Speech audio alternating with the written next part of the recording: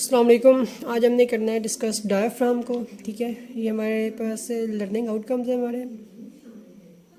सबसे पहले हमने देखना है डायफ्राम का ओरिजिन क्या होता है। ठीक है, डायफ्राम की इंसर्शंस क्या होती हैं, nerve supply, action of the diaphragm and diaphragmatic opening, वो यहाँ पे मेंशन नहीं है, हम डिस्कस करेंगे साथ में। अच्छा, सबसे पहले ये डायग्राम है। ठीक है, ये डायग्राम हम साथ साथ ही इसको देखेंगे। ठीक है, फर्स्ट ऑफ ऑल हमारे पास आ गया ओरिजिन। डायफ्राम के जो ओरिजिन है तीन जगहों से होते हैं, तीन पार्ट से हो रही हैं। ठीक है, first of all sternal part, coastal part and the lumbar part या वर्टिब्रल पार्ट जिसे हम कहते हैं। ठीक है, अब इन तीनों से डायफ्राम में ओरिजिन होना है, लेकिन इसका इंसर्शन एक ही जगह पर होगा। ठीक है, अब जब लंबर पार्ट हमने डिस्कस करना है तो इसके साथ हमने ये कुछ टर्म्स सबसे पहले हमें समझनी चाहिए। ठीक है, जो कि हमारे पास है मीडियल लंबो कोस्टल आर्च क्या होती है, लेटरल लंबो कोस्टल आर्च क्या होती है, राइट क्रेस्ट क्या होती है, लेफ्ट क्रेस्ट क्या होता है। ठीक है, तो सबसे पहले हम वन बाय वन इसके एक एक ओरिजिन को डिस्कस करेंगे। फर्स्ट ऑफ ऑल हमारे पास आ गया स्टर्नल पार्ट। ठीक है, तो स्टर्नल पार्ट जो डायफ्राम स्टर्नल पार्ट से होता है, ये हमारे पास क्या मौजूद है, स्टर्नम है। ठीक है, इस स्टर्नम के ये जो जीफाइड प्रोसेस है, इस जीफाइड प्रोसेस के पोस्टीरियर सरफेस से डायफ्राम का ओरिजिन हो रहा है। ठीक है, तो स्टर्नल पार्ट जो है वो जीफाइड प्रोसेस के बैक ऑफ द जीफाइड प्रोसेस, तो ये जीफाइड प्रोसेस है, इस जीफाइड प्रोसेस की बैक से क्या हो रहा है, डायफ्राम का ओरिजिन हो रहा है। सेकेंड हमारे पास आ गया इसका कोस्टल पार्ट। अब जो कोस्टल पार्ट होता है ना, ठीक है, it arises from the inner surface of the lower 6 ribs. ठीक है, जो लोअर 6 रिब्स है ना, उनके इनर सरफेस से अराइज होता है। यहाँ हम पिछली डायग्राम में देखते हैं इनको, ये हमारे पास रिब्स हैं। ठीक है, ये लोअर 6 रिब्स 1 2 3 4 5 एंड देन 6। तो ये जो लोअर 6 रिब्स हैं, इन लोअर 6 रिब्स के इनर सरफेस से क्या हो रहा है, हमारे पास डायफ्राम अराइज हो रहा है। ठीक है, तो कोस्टल पार्ट इसका क्या हो गया, लोअर 6 रिब्स के इनर सरफेस से। देन हमारे पास आ जाता है लंबर पार्ट। अच्छा, अब लंबर पार्ट के लिए कुछ हमारे पास टर्म्स हैं जो हमने अभी कही थी। एक मीडियल लंबो कोस्टल आर्च क्या होती है, ठीक है, लेटरल लंबो कोस्टल आर्च, राइट क्रस्ट और लेफ्ट क्रस्ट। ये मैं फर्स्ट डायग्राम पे जा रहा हूँ, उसी से ये क्लियर करेंगे। ठीक है, अच्छा, सबसे पहले हमारे पास होती है राइट क्रस्ट और एक लेफ्ट क्रस्ट। क्रस्ट बेसिकली क्या है, एक टेंडनस स्ट्रक्चर है। ये हमारे पास राइट क्रस्ट है, ये वाली स्ट्रक्चर। ठीक है, जो कि L1 L2 L3, ठीक है, lumbar vertebra 1, lumbar vertebra 2, lumbar vertebra 3, इन तीन के साथ अटैच है।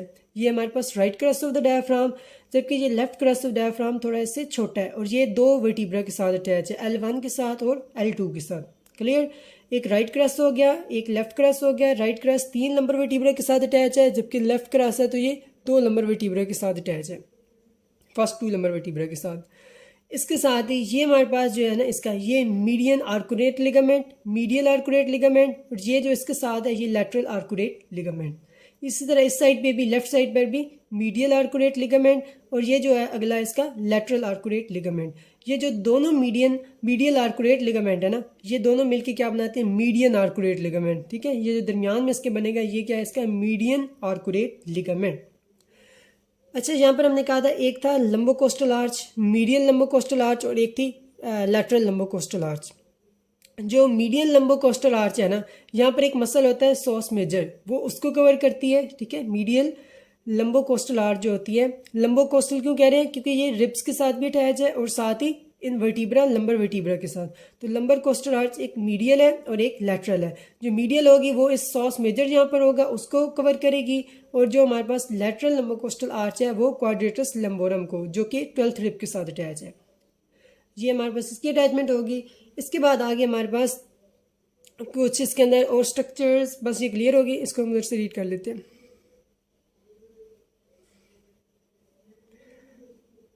तो ये हमने नंबर में देखा, मीडियन लंबो कोस्टल आर्च थी। ठीक है, जो कि सॉस मेजर मसल को कवर कर रही है। ठीक है, इतना इनफ है इसके लिए। तो यहाँ पर क्या होगी, इसके सॉस मेजर को कवर करेगी, इसके साथ ही होगी लेटरल लंबो कोस्टल आर्च, जो कि क्वाड्रेटस लंबोरम मसल को कवर कर रहा होगा। इसके साथ ही था लेटरल भी हो गया। राइट क्रस्ट भी हमने डिस्कस कर लिया, जो कि फर्स्ट 3 लंबर वर्टिब्रा के साथ अटैच है, फर्स्ट 3 लंबर वर्टिब्रा के साथ। और जो लेफ्ट क्रस्ट है ये अपर 2 लंबर वर्टिब्रा के साथ लेफ्ट साइड से अटैच है। तो ये अब इंसर्शन आ गया। एक बार हम इसके ओरिजिन देख लेते हैं। ठीक है, फर्स्ट डायग्राम के अंदर जाके दोबारा यहाँ पर देखें, ये हमारे पास क्या थी, यहाँ पर स्टर्नम है, स्टर्नम से जीफॉइड प्रोसेस के पोस्टीरियर सरफेस से एक इसका ओरिजिन हुआ। सेकंड इस रिब्स के इनर सरफेस में से, ठीक है, और जो थर्ड इसका था इस लंबर वर्टिब्रा से हो रहा है। लंबर वर्टिब्रा में से राइट क्रस्ट में से कुछ फाइबर आ रहे हैं, कुछ लेफ्ट क्रस्ट में से फाइबर आ रहे हैं, कुछ मीडियल आर्कुडेट लिगामेंट में से, कुछ लेटरल आर्कुडेट लिगामेंट से और कुछ मीडियन आर्कुडेट लिगामेंट में से। तो ये इसके 3 ओरिजिन हो गए, sternal, costal and then vertebral या लंबर ओरिजिन। और इस सब का इंसर्शन कहाँ पर हो रहे हैं, ठीक है। इंसर्शन ये जो है ना दरमियान में पड़ा है, ये सारा सेंट्रल टेंडन है। तो इस ज़ीफाइड प्रोसेस जो कि स्ट्रेनम से आया था, ये रिब्स में से आ रहा है, ठीक है, ये रिब्स में से आ रहा है। और ये जो हमारे पास था वर्टिब्रा, लंबर वर्टिब्रा, इन तीनों में से जो भी फाइबर्स आ रहे हैं, ये सारे फाइबर्स मिलकर के इस सेंट्रल टेंडन के ऊपर इंसर्ट हो रहे थे। इनकी इंसर्शन क्या होगी, सेंट्रल टेंडन पर। इसके बाद आ गई डायाफ्राम की नर्व सप्लाई। अच्छा, डायाफ्राम की जो मोटर सप्लाई है वो फ्रेनिक नर्व देती है। मींस के डायाफ्राम के जो मसल्स हैं उस मसल को फ्रेनिक नर्व देगी सप्लाई, ठीक है। उसके बाद सेंसरी सप्लाई है, इससे 2 देती हैं, एक तो फ्रेनिक नर्व भी देती है, उसके बाद हमारे पास लोअर 6 थोरेसिक नर्व भी। जो सेंट्रल पार्ट है ना डायाफ्राम को, ठीक है, सेंट्रल पार्ट, उसको देती है फ्रेनिक नर्व, जबकि लोअर 6 जो थोरेसिक नर्व है वो उसके पेरिफेरल पार्ट ऑफ डायाफ्राम को देती हैं। अगर हम देखें तो इसकी जो मोटर नर्व है सारे के सारे डायफ्रैग्मेटिक मसल को कौन दे रही है, फ्रेनिक नर्व, ठीक है। जो इसकी सेंसरी सप्लाई है वो कौन देगी, सेंट्रल पार्ट को कौन देगी, फ्रेनिक। और जबकि पेरिफेरल पार्ट है जो कौन कवर कर रही होती है, रिब्स। तो इनमें से कौन सी होगी, लोअर 6 थोरेसिक नर्व, वो इसकी पेरिफेरल साइड को सप्लाई करेंगी। अच्छा, डायफ्राम का एक्शन है, ठीक है। डायफ्राम का एक्शन है ये सबसे पहले तो डायफ्राम हमारे पास कॉन्ट्रैक्शन के अंदर इन्वॉल्व होता है, ठीक है। जब डायफ्राम कॉन्ट्रैक्ट होता है तो हमारे पास वर्टिकल डायमीटर एब्डोमिनल वॉल का थोरिक्स का इंक्रीज हो जाता है, ठीक है। इसके साथ ही ये क्या करता है, एक तो थोरैको एब्डोमिनल पंप के तौर पर एक्ट करता है। जैसे डायफ्राम कॉन्ट्रैक्ट होता है, डायफ्राम नीचे जाता है तो एब्डोमिनल विजरा पर भी प्रेशर डालता है, एब्डोमिन के अंदर प्रेशर इसका इंक्रीज हो जाता है। अब जब एब्डोमिन पर प्रेशर इंक्रीज होगा तो इन्फीरियर वेना क्या होगा, कंप्रेस होगा, जिसकी वजह से ब्लड पंप होगा राइट एट्रियम की तरफ। सिमिलरली लिम्फेटिक वेजल्स होंगी, वो कंप्रेस होंगी तो थोरेसिक डक्ट तक लिम्फ जाएगा, ठीक हो गया। इसके अलावा जब डायफ्राम की फर्दर रिलैक्सेशन होगी तो दोबारा वर्टिकल डायमीटर डिक्रीज होगा, क्योंकि डायफ्राम दोबारा अपनी डोम शेप में वापस चला जाएगा। तो ये डायफ्राम के 2-3 एक्शन है। अब मेन हम डिस्कस कर लेते हैं इसकी ओपनिंग, ठीक है। ओपनिंग फर्स्ट डायग्राम से डिस्कस करेंगे। अच्छा, डायफ्राम के अंदर 3 मेन ओपनिंग होती हैं। एक तो इसके अंदर हमारे पास एओटिक ओपनिंग है जो 12 थोरेसिक वर्टिब्रा के लेवल पर है। एक इसके अंदर ये वाली इसोफेगियल ओपनिंग है, ठीक है, जो कि 10 थोरेसिक वर्टिब्रा के लेवल पर है। और जो 8 थोरेसिक वर्टिब्रा के लेवल पर है उसे कहते हैं केबल ओपनिंग। जो एओटिक ओपनिंग है 12 थोरेसिक वर्टिब्रा के लेवल पर, इसमें से जो स्ट्रक्चर पास करती है एक तो एओटा, ठीक है, एओटा जो कि डिसेंडिंग एओटा, साथ ही इसके क्या होते हैं, ए ज़ाइगस वेन, ठीक है, and then that of the thoracic duct, thoracic duct, azygos vein, aorta. तो ये सारी इस एओटिक ओपनिंग में से पास करके एब्डोमेन रीजन के अंदर इंटर हो जाती हैं।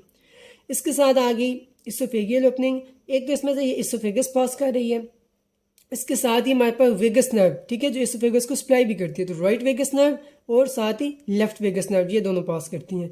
Right vagus nerve, left vagus nerve, oesophagus. इसके अलावा जो हमारे पास लेफ्ट गैस्ट्रिक वेसल्स है ना, ठीक है, उसमें से कुछ ब्रांचेज आती हैं जो इसोफेगस को सप्लाई कर रही होती है। तो oesophageal branches of left gastric vessel वो भी इसके साथ पास करती हैं। और साथ ही लिम्फेटिक वेसल, इसको दोबारा देख लेते हैं। एक तो इसोफेगस पास की, साथ ही right vagus nerve, left vagus nerve, उसके बाद हमारे पास oesophageal branches of the left gastric vessel and then lymphatic vessel, ये इसोफेगियल ओपनिंग में से पास करती हैं।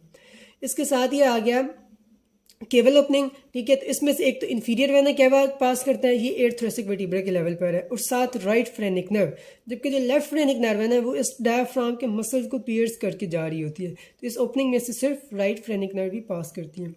इसको दोबारा समराइज कर लेते हैं। डायफ्राम हमने पढ़ा कि डायफ्राम के 3 ओरिजिन थे, ठीक है। एक इसका ये था स्टर्नम के लेवल से, तो वो पोस्टीरियर ऑफ द ज़ीफाइड प्रोसेस, इधर से रिब्स में से था कोस्टल रिब, जो लोअर 6 कोस्टल रिब्स थी, कोस्टल थी, ये रिब्स थी।